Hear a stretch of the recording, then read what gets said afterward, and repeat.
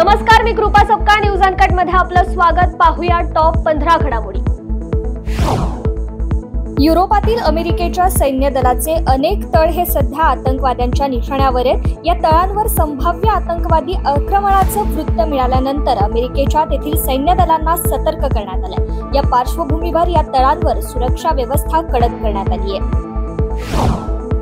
ISIS या दहशतवादी संघटनेने इराक आणि सिरियामध्ये हिंसाचाराचं थैमान घालत खिलाफत घोषित केल्याच्या घटनेला 10 वर्ष पूर्ण झाली आहेत. मात्र दरम्यानच्या काळात या संघटनेने त्यांच्याकडील बहुतांश भूमी गमावली आहे. तरीही इसिसची दहशत अद्याप कायम असून या संघटनेने आफ्रिका खंडात आपला प्रभाव वाढवण्यास सुरुवात केली असल्याचं विविध सर्वेक्षणांमधून दिसून आलंय.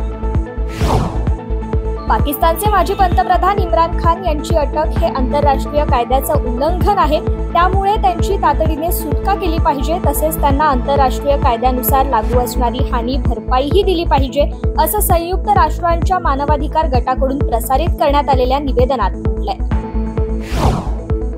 रिपब्लिकन पक्षाचे उमेदवार डोनाल्ड ट्रम्प यांच्याबरोबर अटलांटा येथे झालेल्या खुल्या चर्चेत अत्यंत खराब कामगिरी केलेले डेमोक्रॅटिक पक्षाचे उमेदवार जो बायडन यांना शर्यतीत माघार घेण्याचं आवाहन होत असल्याच्या पार्श्वभूमीवर त्यांच्या कुटुंबियांनी आणि पक्षनेत्यांनी मात्र पाठबळ दिलाय.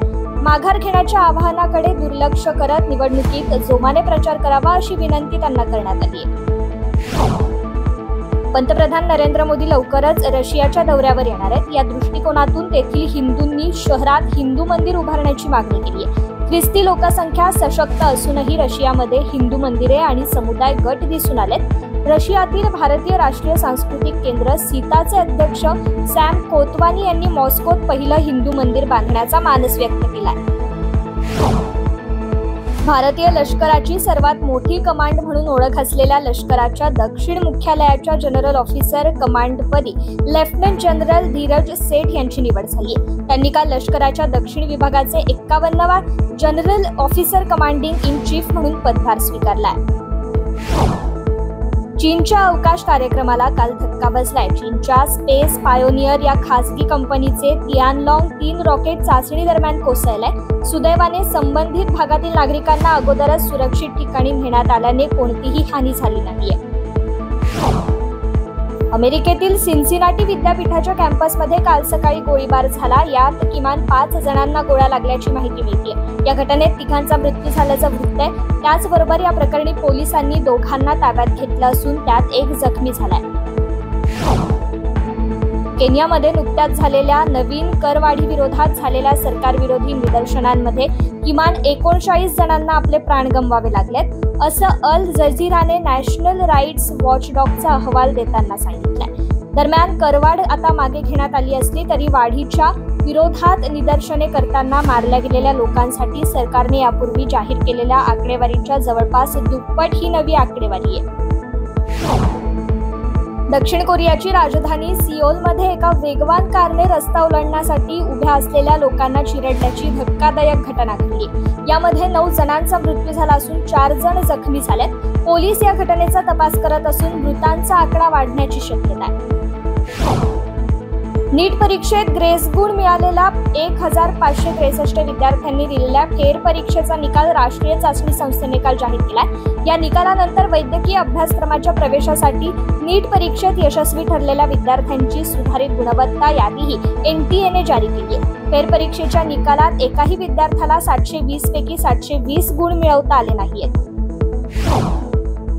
नर्मदा बचाव आंदोलनाच्या नेत्या मेधा पाटकर यांना कोर्टाने 5 महिन्यांच्या तुरुंगवासाची शिक्षा सुनावली आहे. त्यासोबतच त्यांना 10 लाखांचा दंड ठोठावला गेला. दिल्लीचे लेफ्टनंट गव्हर्नर विनय कुमार सक्सेना यांनी दाखल केलेल्या फौजदारी मानहानीच्या प्रकरणात दिल्लीच्या साकेत कोर्टाने त्यांना ही शिक्षा सुनावली आहे. मुंबईतील एका विशेष न्यायालयाने कर्ज बुडवून परदेशात पळून गेलेल्या उद्योगपती विजय मल्ल्याविरोधात अजामीनपात्र अटक वॉरंट जारी केलंय.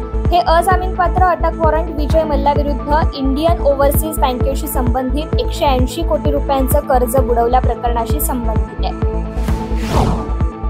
प्राचीन भारतातील आध्यात्मिक व शारीरिक शास्त्र म्हणून ओळखल्या जाणाऱ्या योगाचा आशियाई क्रीडा स्पर्धेत समावेश होणार आहे, अशी माहिती भारतीय ऑलिम्पिक संघटनेच्या अध्यक्षा PT उषा यांनी दिली. ऑलिम्पिक काउन्सिल ऑफ आशियाच्या कार्यकारी मंडळाकडून योगाच्या समावेशाला हिरवा कंदील दाखवण्यात आला असून क्रीडा समितीच्या माध्यमातून सर्वसाधारण बैठकीत हा प्रस्ताव ठेवला जाणार आहे.